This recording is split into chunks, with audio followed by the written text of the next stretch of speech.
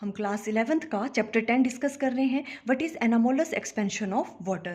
देखो, जितने भी लिक्विड होते हैं जब हम उन्हें हीट करते हैं तो उनका वॉल्यूम इंक्रीज होता है, बट जो वाटर है वो एक स्ट्रेंज बिहेवियर शो करता है।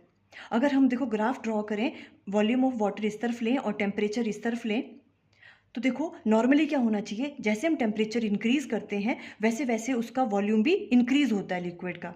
बट वाटर के केस में क्या होता है, देखो जैसे यहाँ पे 0 डिग्री सेल्सियस है, जैसे आपने टेम्परेचर इंक्रीज किया तो वॉल्यूम क्या हो रहा है, डिक्रीज हो रहा है।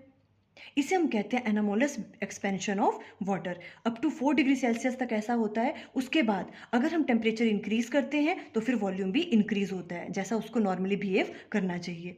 या तो आप इस तरह से अंडरस्टैंड कर सकते हो, देखो जैसे हमने टेम्परेचर डिक्रीज करते हैं लिक्विड का, वैसे वैसे उसका वॉल्यूम भी क्या होता है, डिक्रीज होता है। तो वाटर के केस में भी देखो, जब टेम्परेचर इतना था तब उसका वॉल्यूम इतना था, जैसे हमने टेम्परेचर उसका डिक्रीज किया तो वॉल्यूम भी क्या हो रहा है, डिक्रीज हो रहा है। यहाँ तक तो उसने नॉर्मल बिहेवियर शो किया 4 डिग्री सेल्सियस तक।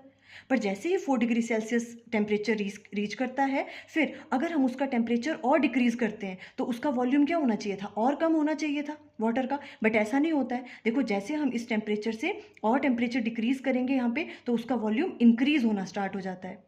इसे हम कहते हैं anomalous expansion of water. Full explanation की वीडियो का लिंक स्क्रीन पे आ रहा होगा। Thank you.